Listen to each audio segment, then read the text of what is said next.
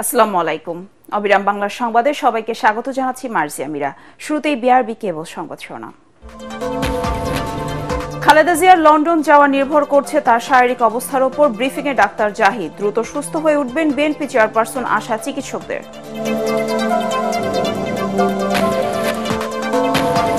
জুলাই আকাঙ্ক্ষার বিরুদ্ধে যারা দাঁড়াবে তাদের স্থান এ দেশে হবে না। সিলেটে ৮ দলের সমাবেশে জামায়াতের আমির শফিকুর রহমান।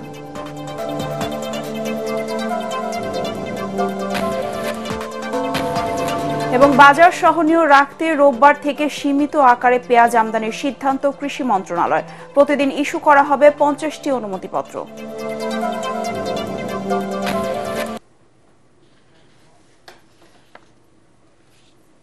শুনছিলেন বিআরবি কেবল সংবাদ শিরোনাম, এবার বিস্তারিত। এবার অ্যাম্বুলেন্স সহ সব প্রস্তুতি সম্পূর্ণ হলেও শারীরিক অবস্থা বিবেচনায় চিকিৎসার জন্য এখনই বেগম খালেদা জিয়াকে বিদেশে নেওয়া সম্ভব হচ্ছে না বলে জানিয়েছেন তার ব্যক্তিগত চিকিৎসক ডাক্তার AZM জাহিদ হোসেন। ব্রিফিংয়ে তিনি আরও বলেন, বেগম জিয়া আকাশপথে ভ্রমণে সক্ষম ও নিরাপদ মনে করলেই মেডিকেল বোর্ড তাকে বিদেশে নেয়ার বিষয়ে সম্মতি দেবে। তিনি অতীতেও আরও গুরুতর অসুস্থতা থেকে সেরে উঠেছেন জানিয়ে ডাক্তার জাহিদ আশা প্রকাশ করেন দ্রুতই সুস্থ হয়ে উঠবেন বিএনপি প্রধান।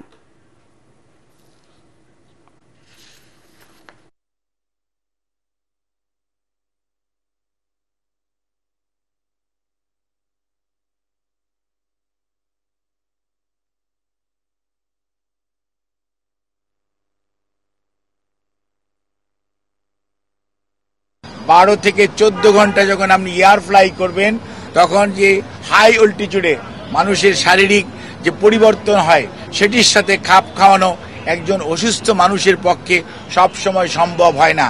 আমাদের মেডিকেল অ্যাম্বুলেন্স সবসময়ই প্রস্তুত আছে। শারীরিক অবস্থাই বলে দিবে যে ওনাকে কখন বিদেশে চিকিৎসার জন্য নিয়ে যাবে।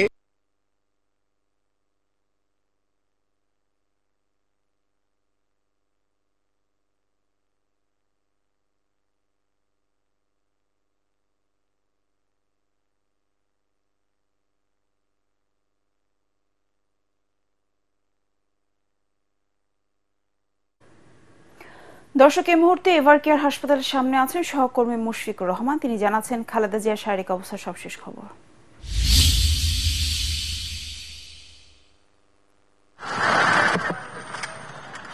মীরা, এভার কেয়ার হাসপাতালের নিচে আছি। সবশেষ খবর যেটা, বিএনপি চেয়ারপারসন বেগম খালেদা জিয়ার যে শারীরিক অবস্থা সেটা কিন্তু আসলে খুব বেশি উন্নতি হয় নাই। সেটা কিন্তু অস্থিতিশীলই রয়েছে এখনো পর্যন্ত।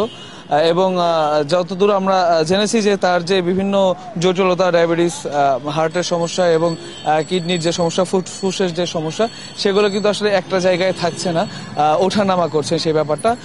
সবশেষ খবর অনুযায়ী তার যে কিডনি সমস্যাটা বেড়েছিল, যে কারণে আসলে তার হিমোগ্লোবিন কমে গিয়েছিল, সেই হিমোগ্লোবিনের মাত্রাটা কিছুটা বেড়েছে। তবে তার শরীরটা এমন জায়গায় আসেনি যে তাকে বাইরে নিয়ে আসলে চিকিৎসা দেওয়ার মতন সময়টা এখনো পর্যন্ত হয়নি বলে চিকিৎসকরা জানিয়েছেন। এবং তার মেডিকেল বোর্ডের পরামর্শ অনুযায়ী, কথা অনুযায়ী তাকে আপাতত দেশে রেখে আসলে চিকিৎসা করে তাকে আগে বাইরে যাওয়ার জন্য, ট্রাভেল করার জন্য আসলে ফিট করাটা সবচেয়ে বেশি জরুরি। তার পরবর্তী সময়ে যদি মেডিকেল বোর্ড তারা সিদ্ধান্ত গ্রহণ করেন বা তার শরীর যদি সহায় থাকেন, আসলে জার্নি, এত বড় একটা জার্নি আসলে ঢাকা থেকে লন্ডনের উদ্দেশ্যে এয়ার অ্যাম্বুলেন্সে করে, সেটা যদি তার শরীর গ্রহণ করতে পারেন, এমন একটা অবস্থায় যায়, তখন আসলে তাকে নিয়ে যাওয়া হবে। আর এয়ার অ্যাম্বুলেন্স প্রস্তুত রয়েছে বলে জানিয়েছেন দলের পক্ষ থেকে, এখনো বাংলাদেশে পৌঁছাননি। তবে যে কোনো ধরনের গুরুত্বপূর্ণ পরিস্থিতিতে সেটা কিন্তু আসলে আনা সম্ভব। এবং বিএনপির পক্ষ থেকে কিন্তু সব ধরনের প্রস্তুতি রাখা হয়েছে বেগম খালেদা জিয়াকে আসলে বিদেশ। মুশফিক, আপনাকে ধন্যবাদ। জুলাই আকাঙ্ক্ষার বিরুদ্ধে যারা দাঁড়াবে তাদের স্থান এ দেশে হবে না মন্তব্য করেছেন জামায়াত ইসলামীর আমির ডাক্তার শফিকুর রহমান। বিকেলে জামায়াত ইসলামী আন্দোলন সহ ৮ দলের অনুষ্ঠিত সমাবেশে একথা বলেন তিনি। এ সময় আসন্ন নির্বাচন নিয়ে আলোচনা সহ জুলাই আন্দোলনের গুরুত্ব ও ফ্যাসিবাদ মুক্ত দেশ করতে নানা পরিকল্পনার কথাও জানান বক্তারা।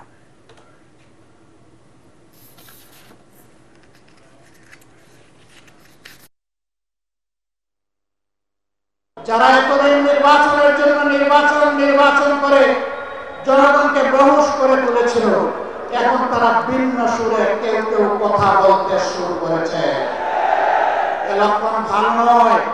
তারা বুঝতে পেরেছেন তারা যে সমস্ত কর্মকাণ্ড বাংলাদেশে পরিচালনা করছেন, বাংলাদেশের জনগণ তাদেরকে আগামী নির্বাচনে লাল কার্ড দেখানোর জন্য প্রস্তুত হয়ে গিয়েছে। পেঁয়াজের বাজার সহনীয় রাখতে 7 ডিসেম্বর থেকে সীমিত আকারে পেঁয়াজ আমদানির অনুমতি দেওয়া হবে। এক বিজ্ঞপ্তিতে এ তথ্য জানিয়েছে কৃষি মন্ত্রণালয়। প্রতিদিন 50টি করে আইপি অর্থাৎ আমদানি অনুমতি ইস্যু করা হবে। প্রত্যেকটি আইপিতে সর্বোচ্চ 30 টন পেঁয়াজের অনুমোদন দেওয়া হবে। বিজ্ঞপ্তিতে বলা হয়েছে 1 আগস্ট 2025 থেকে যেসব আমদানিকারক আমদানি অনুমতির জন্য আবেদন করেছেন তারাই কেবল আবেদন পুনরায় দাখিল করতে পারবেন। একজন আমদানিকারক একবারের জন্য আবেদনের সুযোগ পাবেন। পেঁয়াজের বাজার সহনীয় রাখতে পুনরাদেশ না দেওয়া পর্যন্ত এই কার্যক্রম অব্যাহত থাকবে। 2 থেকে 4টি আসনের জন্য গণ অধিকার পরিষদ কোনো জোটে যাবে না। জোট করলে তা সম্মানজনক আসন ভাগাভাগির ভিত্তিতে হতে হবে বলে মন্তব্য করেছেন দলের সভাপতি নুরুল হক নূর। ব্রাহ্মণবাড়িয়ার নবীনগরে একটি জনসভায় অংশ নিয়ে মন্তব্য করেন তিনি। এ সময় নূর বলেন, আওয়ামী লীগ সরকার তাদের টাকা ও আসন অফার করলেও গণ অধিকার পরিষদ ফ্যাসিবাদের সঙ্গে আপোষ করেনি। একই সাথে জানান প্রয়োজনে গণ অধিকার পরিষদ আগামী সংসদ নির্বাচনে 300 আসনে একক প্রার্থী দেবে। পরে তিনি ব্রাহ্মণবাড়িয়া 5 আসনে নজরুল ইসলামকে দলীয় প্রার্থী হিসেবে ঘোষণা করেন।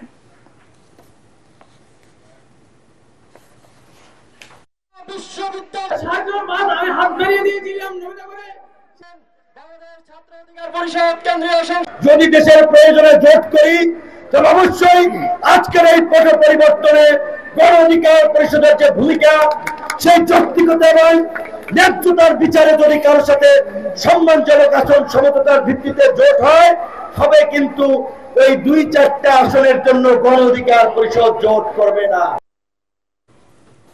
দর্শক, এই মুহূর্তে শরীয়তপুর সদর আছেন আমাদের সহকর্মী মনির হোসেন তবু। তিনি জানাচ্ছেন সেখানকার প্রার্থীদের নির্বাচনী প্রচারণার হালচাল।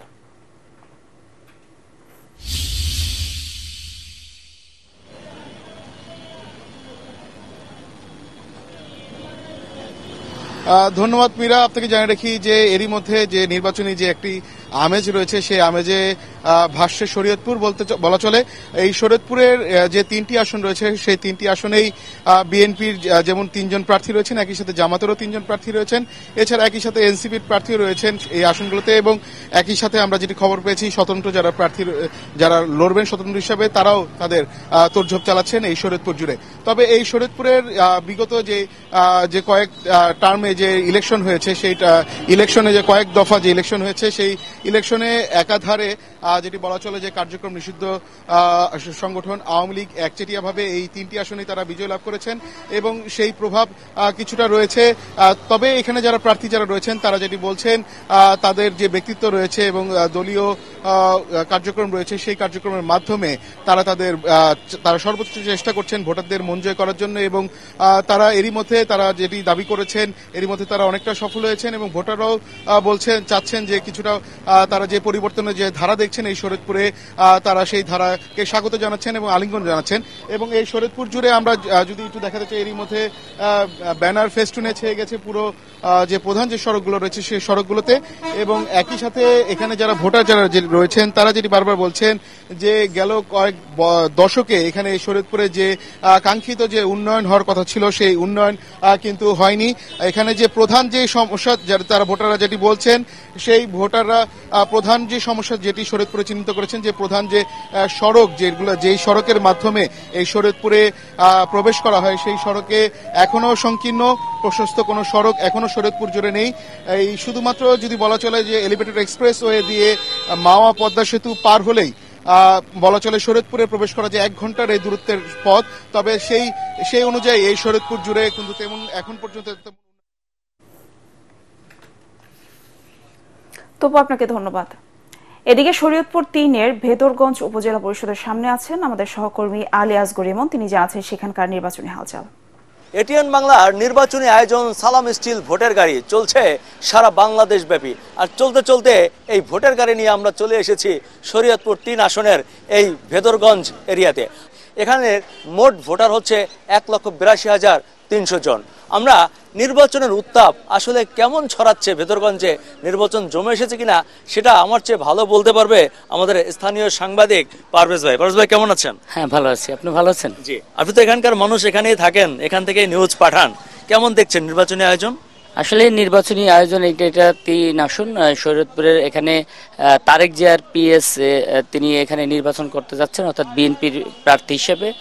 তিনি এখানে প্রতিনিয়ত এখানে দাঁড়ে দাঁড়ে যাচ্ছেন, মানুষের কাছে ভোট প্রার্থনা করছেন, এবং জামাতের যেই প্রার্থী রয়েছেন তিনিও কিন্তু ভোটের মাঠে তিনি দৌড়াচ্ছেন এবং তা ভোট প্রার্থনা করছেন, পাশাপাশি তাদেরকে জানান দিচ্ছে যে তারা এখানে প্রার্থী। তিনি বলছিলেন যে স্থানীয় ভোটারদের মধ্যে এখন পর্যন্ত নির্বাচনের ওই আমেজ যে অতটা জমে ওঠেনি এবং কিছু কিছু ভোটাররা রয়েছে আতঙ্কের মধ্যে।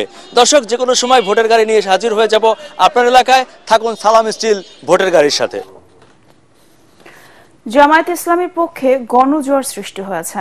মানুষের সমর্থনকে ধরে রাখতে নেতা কর্মীদের সতর্ক থাকার আহ্বান জানিয়েছেন টাঙ্গাইল 6 আসনে জামায়াত ইসলামের প্রার্থী ডাক্তার AKM আব্দুল হামিদ। দেলদুয়ার উপজেলা পরিষদ চত্বরে জামায়াত ইসলামের সুধী সমাবেশে প্রধান অতিথির বক্তৃতায় তিনি এর কথা বলেন।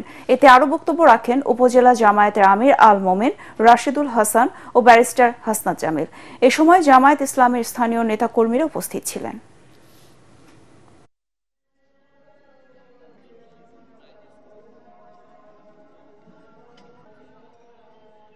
ভূমিকম্প সহনীয় মোস্ট ডিউরেবল দেশের প্রথম থার্মেক্স রড সালাম স্টিল। সালাম স্টিল বোঝে ডিউরেবিলিটি। সালাম স্টিল মোস্ট ডিউরেবল স্টিল।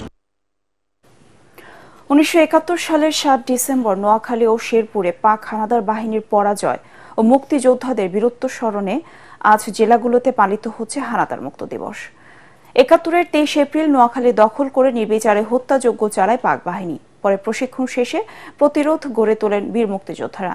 তাদের 7 মাসের পাল্টা আক্রমণে দিশেহারা হয়ে অবশেষে 6 ডিসেম্বর রাতে পাক সেনারা নোয়াখালী ছাড়ার পরিকল্পনা করে। পরে 7 ডিসেম্বর ভোরে মুক্তিযোদ্ধারা নোয়াখালীকে শত্রুমুক্ত ঘোষণা করেন। একই দিনে শেরপুরেও মুক্তি বাহিনী ও ভারতীয় মিত্র বাহিনীর যৌথ আক্রমণে পাক বাহিনী পিছু হটে। ধানোয়া কামালপুর পতনের পর 7 ডিসেম্বর ভোরে শেরপুর সম্পূর্ণ মুক্ত হয়। সকালে মিত্রবাহিনীর পূর্বাঞ্চলীয় প্রধান জেনারেল জগৎজিৎ সিং অরোরা শেরপুর শহীদ দারোগ আলী পার্কে হেলিকপ্টারে এসে স্বাধীন বাংলাদেশের পতাকা উত্তোলন করে শেরপুরকে মুক্ত ঘোষণা করেন। দিবসটি উপলক্ষে নোয়াখালী ও শেরপুরে র্যালি, পুষ্পস্তবক অর্পণ ও আলোচনা সহ নানা কর্মসূচি পালিত হচ্ছে।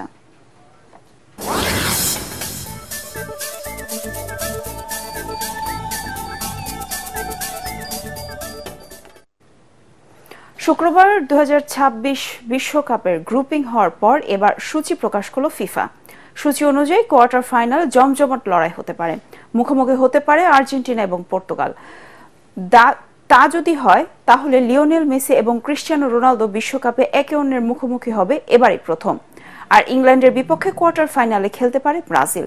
সব ক্ষেত্রেই দলগুলোকে গ্রুপের শীর্ষে রেখে রাউন্ড অফ 32 এবং প্রি কোয়ার্টার ফাইনালে জিততে হবে। আর 40টি দেশ হওয়ার কারণে এবার বাড়তি একটি রাউন্ড খেলতে হবে দেশগুলোকে। যুক্তরাষ্ট্র, মেক্সিকো ও কানাডায় হতে যাওয়া এই মেগা টুর্নামেন্টে আগামী 11 জুন বাংলাদেশ সময় রাত 1টায় মেক্সিকো সিটিতে দক্ষিণ আফ্রিকা মুখোমুখি হবে মেক্সিকো। 19 জুলাই রাত 2টায় নিউ জার্সিতে হবে বিশ্বকাপের ফাইনাল। শেষ করার আগে বিআরবি কেবল সংবাদ শিরোনাম আরেকবার। খালেদা জিয়ার লন্ডন যাওয়া নির্ভর করছে তার শারীরিক অবস্থার উপর। ব্রিফিংয়ে ডাক্তার জাহিদ। দ্রুত সুস্থ হয়ে উঠবেন বিএনপি চেয়ারপারসন আশা চিকিৎসকদের।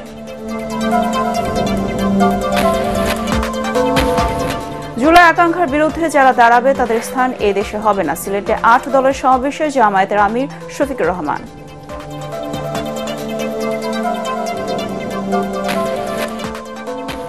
এবং বাজার সহনীয় রাখতে রোববার থেকে সীমিত আকারে পেঁয়াজ আমদানির সিদ্ধান্ত কৃষি মন্ত্রণালয়। প্রতিদিন ইস্যু করা হবে 50টি অনুমতিপত্র।